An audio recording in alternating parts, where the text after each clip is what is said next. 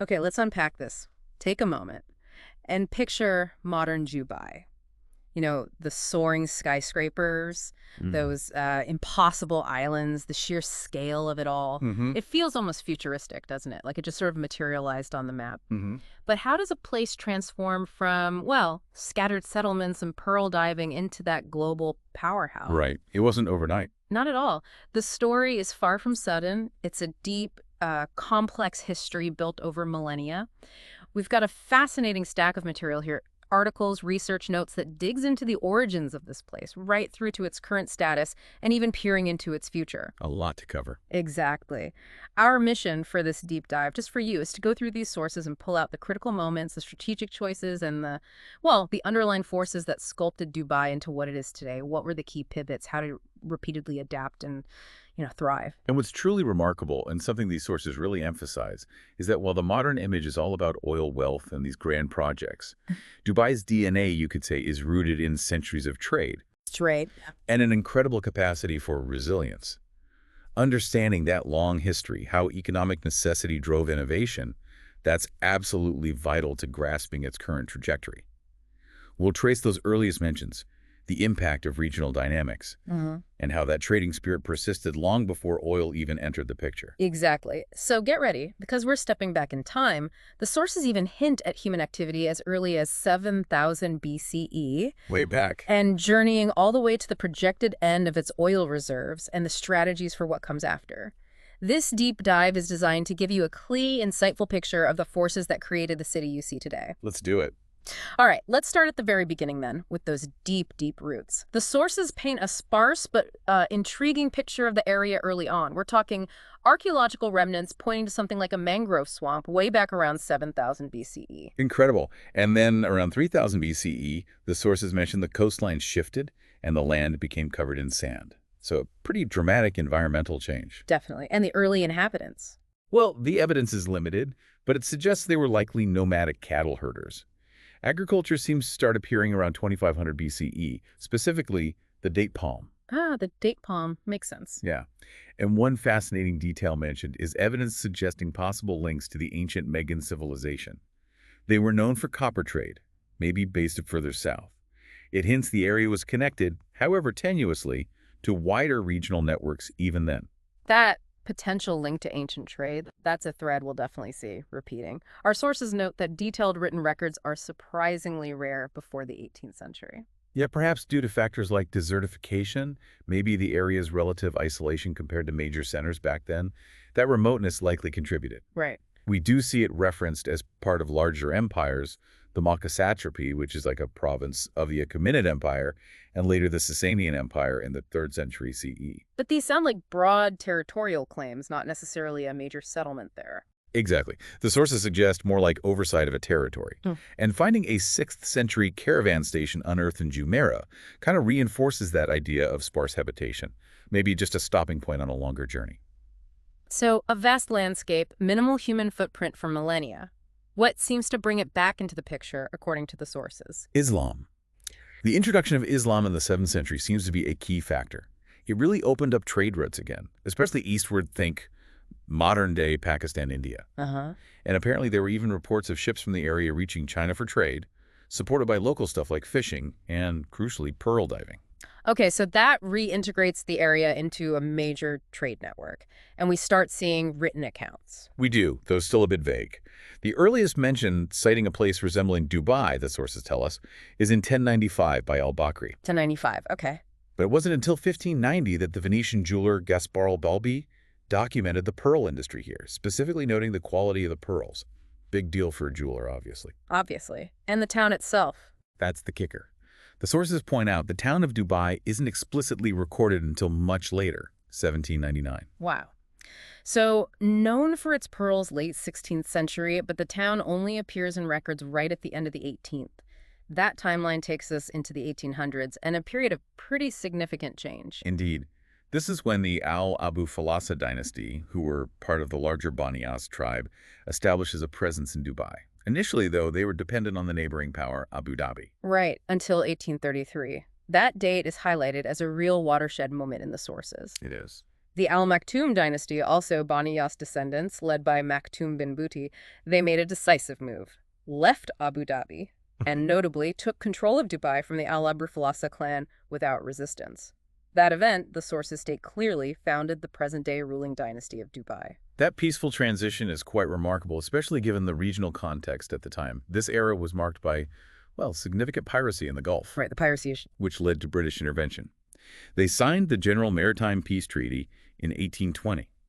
The aim was primarily to suppress piracy, but the sources add it also formally denounced the Arab slave trade. Okay, so British involvement starts there, and it solidified further. Yes, in 1853, another truce was signed.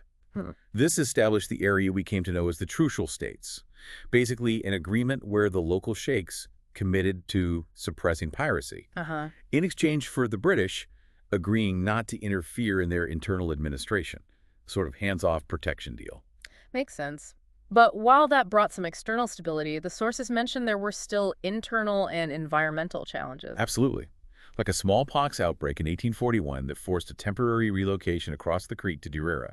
And then a major fire in 1894 swept through Jira, destroyed most of the homes. Big setbacks. But Dubai's resilience, its strategic location, it was already geared towards business, wasn't it? It allowed it to recover quickly. It seems so. The sources detail some really key strategic moves by Sheikh Maktoum bin Hashir al Maktoum towards the end of the 19th century.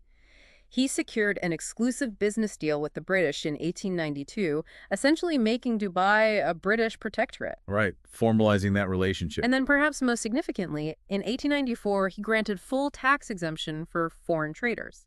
That was a stroke of genius, wasn't it? A clear strategic policy choice highlighted in the sources. It immediately gave Dubai a competitive edge over other ports in the region. Huge advantage. Definitely. And by 1903, the Sheikh successfully convinced a major British steamship line to make Dubai a regular port of call. This attracted a real influx of merchants, particularly from Linga in Persia, who were apparently escaping punitive taxes there. Ah, so people moving to Dubai for better business conditions. Exactly. They settled and even gave their name to the Bastakia district. And the sources point out this led to a significant demographic shift by this time. Almost a quarter of the population was non-Emirati. It shows how trade was shaping its international character even back then. So even before oil, Dubai was deliberately building its status as this tax-friendly, strategically located trading hub.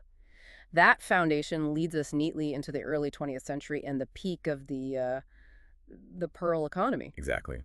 Sheikh Saeed bin Maktoum Al Maktoum took the reins in 1912 and ruled for a very long time, until 1958.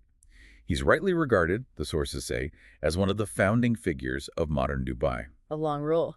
And under him, those early decades saw significant prosperity, really driven by the booming pearl industry. Dubai was a major center for it. But that prosperity faced a devastating 1-2 punch, as described in our sources. First, the emergence of artificial pearls just decimated the market. Yeah, the cultured pearl technology. Right. And then the effects of the Great Depression, starting in 1929, further crippled global trade, a double whammy. Absolutely. This twin crisis forced Sheikh Saeed to urgently look for other economic avenues. They couldn't rely on pearls anymore. And this period of economic hardship, it wasn't just difficult financially, was it? It led to political instability, too. It did. The sources mentioned Sheikh Saeed was actually briefly deposed and then restored in 1929. But through this crisis, Dubai's existing identity as a re-export port really solidified. Importing goods duty-free and immediately shipping them out again became even more important. So lean into what you're good at. Commerce, the sources underscore, had been the primary source of revenue since around 1900 anyway. That's right. And the merchant class. They weren't just wealthy, they played a vital role in the economy and apparently held significant influence in government affairs in this pre-oil era. And interestingly, the sources note that merchant influence remains pretty key today. That continuity is interesting, but what's particularly revealing from the sources is the detail about just how severe the suffering was after 1920.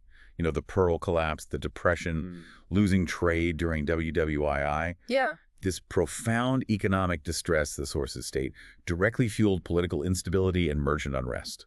It culminated in an organized attempt to challenge both British influence and the ruling family. Wow, a direct challenge. This sounds like a real crisis point. The sources specifically detail the 1938 uprising against Sheikh Zayed bin Maktoum. Yes. They explain it wasn't random, but the culmination of deep-seated grievances directly linked to the poverty from the pearl trade's decline, and notably led by formerly successful pearl merchants who had lost everything. It really highlights that delicate balance between the ruler and the powerful merchant class, especially under severe economic pressure. A tough situation. So how did it play out? Did the reform movement succeed? No, ultimately it failed. The sources note a new government was established in October 1938, but it only lasted a few months. Sheikh Zayed overthrew it in March 1939, crucially with support from Bedouin tribes, the nomadic peoples of the desert. Ah, outside support. Right. And the sources conclude the movement also collapsed, partly due to British opposition. They preferred the stability of the existing ruler and also the lack of robust political structures to support the new reform government. It just couldn't sustain itself. So, despite the economic turmoil and the political challenge, the ruling dynasty, bolstered by British backing and local alliances, maintained control. And Dubai kept pushing forward as this trading and re-export hub, really born out of necessity. That seems to be the picture. Which brings us to the post-war period leading up to the oil discovery. Okay. And were things smooth sailing then? Not entirely. Hmm. A persistent challenge through much of this period, mentioned repeatedly in the sources, were these unresolved border disputes between Dubai and Abu Dhabi. Ah, neighbors squabbling. Sometimes more than squabbling. These disputes apparently escalated into armed conflict at times, including a war in 1947. The British tried to arbitrate in 1949, creating a buffer zone, but a formal, lasting compromise wasn't reached, according to the sources, until much later in 1979. So that tension was simmering for decades. Right, so navigating these regional tensions, Sheikh Rashid bin Zayed Al Maktoum became ruler in 1958, and he is widely credited in the sources as the visionary, the driving force behind Dubai's most significant expansion. Yes, Sheikh Rashid, a pivotal figure. His major strategic gamble highlighted in the sources, the dredging of Dubai Creek, starting around 1963. Dredging the creek, why was that so important and risky? Well, it was absolutely critical because the creek, Dubai's main waterway and port, was just too shallow and small for larger modern trading ships. This was directly hindering economic growth. Okay, makes sense. The risk. The sources underlined just how risky this was. It required borrowing a colossal amount of money, apparently far exceeding Dubai's entire annual income at the time. It was a massive make-or-break investment in infrastructure. Wow. Talk about betting big, so did it pay off? Spectacularly. The dredging was a huge success. It allowed much larger vessels to access the port, which turbocharged the gold re-export market, a really key business for Dubai even then, and it also facilitated further infrastructure partnerships with the British. So a bold move based on Dubai's historical trading identity, amplified. Exactly. And this period of rapid infrastructure development and economic growth happened even as those underlying border conflicts with Abu Dhabi continued, still unresolved until '79. But the whole landscape was about to be fundamentally changed by something else entirely. The game changer. Oil. Bingo. The sources clearly mark 1966 as the major turning point, the year oil was discovered offshore. That discovery, combined with Dubai and Qatar joining forces to create a new currency, the rial, this happened after the old Persian Gulf rupee was devalued, that provided the capital needed for unprecedented rapid expansion. Suddenly, there was serious money available. And the sources state that when the first shipment of oil actually happened in 1969, it wasn't just about the wealth, was it? No, it was more fundamental. The sources argue it secured Dubai's future as an autonomous state and really cemented its ability to play a dominant role, to dictate policy in the future UAE. It gave them leverage. And this surge in economic power coincided perfectly with Britain deciding to pull out of the Gulf. They announced it in '68, left early '71. Perfect timing, really. It created the vacuum and the opportunity for the formation of the United Arab Emirates in 1971, bringing together Dubai, Abu Dhabi, and 5 other emirates. And the sources make it very clear that Dubai and Abu Dhabi were the prime movers in those negotiations. Absolutely. They effectively controlled the formation and the structure of the country, positioning themselves to enable their own further expansion. And uniquely, they are the only 2 emirates with veto power on national matters, according to the sources. That's significant. Real power. Huge. It explains a lot about their continued influence. The uniform UAE dirham was then introduced across all the emirates in 1973. Okay. And within that federal structure, how does Dubai fit? Well, it has significant representation. 8 out of 40 members in the Federal National Council, which is the UAE's parliamentary body. And interestingly, the sources note, Dubai and Ras Al Khaimah are the only two states that maintain their own independent judicial courts, separate from the federal system. So keeping a degree of autonomy even within the union? Exactly. These details highlight Dubai's deliberate retention of its distinct identity and, well, control over certain affairs. And leveraging its newfound oil wealth in this unique position within the UAE, Dubai made another pivotal strategic move, introducing the Jebel Ali Free Zone in 1979. Ah, yes, Jebel Ali. Hugely important. The sources explain its revolutionary impact. It offered companies unprecedented freedom, unrestricted import of labor, and unrestricted export of capital. Wow, that's radical for the time and place. Absolutely. This policy effectively jump-started the massive influx of global companies and foreign investment that we really associate with Dubai today. It was a magnet. So by the 1980s, Dubai had masterfully transitioned. It leveraged its history, capitalized on oil, and implemented these strategic policies like the Free Zone to build this diverse economy, far more complex than just oil extraction, setting the stage for the modern boom. Precisely. Which brings us into the last few decades, the era of, the mega projects and global prominence. Right. Sheikh Maktoum bin Rashid Al Maktoum succeeded Sheikh Rashid, and then followed by Sheikh Mohammed bin Rashid Al Maktoum. He took over formally in 2006, but, the sources point out, he'd already been the de facto ruler for about a decade before that. And he's widely credited with driving Dubai's most ambitious expansion phase. Yeah, the pace of change seemed incredible then. What about external events? The Gulf War in the early 90s. The sources mention that initially impacted the economy, understandably, but by the mid-90s it had stabilized. And a key consequence mentioned is that many foreign trading communities actually shifted their businesses to Dubai, seeking stability in the region. Interesting. So conflict nearby actually benefited Dubai in a way. It seems so, in terms of attracting business. The sources also note Dubai's continued political alignment with the Western world during this time, providing crucial refueling bases during the Gulf War and later, the 2003 invasion of Iraq, facilitating this from the Jebel Ali Free Zone. Okay. And rising global oil prices in the early 2000s must have helped fuel things too. Oh, definitely.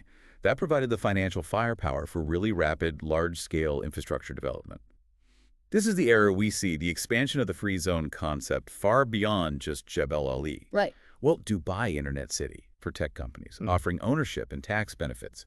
Dubai Media City, attracting international media presence with tax-free status. Dubai Maritime City, focused on sea-related industries, creating specialized hubs. And of course, this is the period of those truly iconic, almost unbelievable building projects that define modern Dubai's image. Absolutely. The sources highlight things like the Palm Islands and the World Islands, these massive artificial island developments, primarily for high-end real estate. Right. Creating land out of the sea. And then the Burj Khalifa.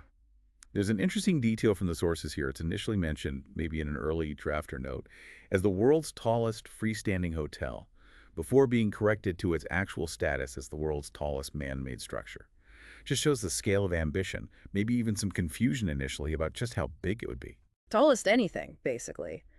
But this period of super rapid growth wasn't without significant challenges, was it? The Great Recession in the late 2000s. Yeah, that hit Dubai's economy extremely hard, according to the sources. They explain this vulnerability stemmed from its heavy dependence on volatile energy prices, sure, but also tourism and, perhaps most critically, real estate and construction. Right, the building boom stalled. Exactly. Projects slowed or stopped entirely. It was a major stress test for Dubai's whole economic model. So how did they respond? The response mentioned in the sources included things like tax-cutting measures aimed at keeping businesses operational and trying to incentivize investment again, trying to cushion the blow. Makes sense. The sources also touch on some cultural aspects and legal frameworks during this period too, right? It's not just about economics. True. They note Dubai is generally considered quite liberal for the Gulf region in terms of tolerating other cultures and beliefs day to day, though politically it's described as authoritarian.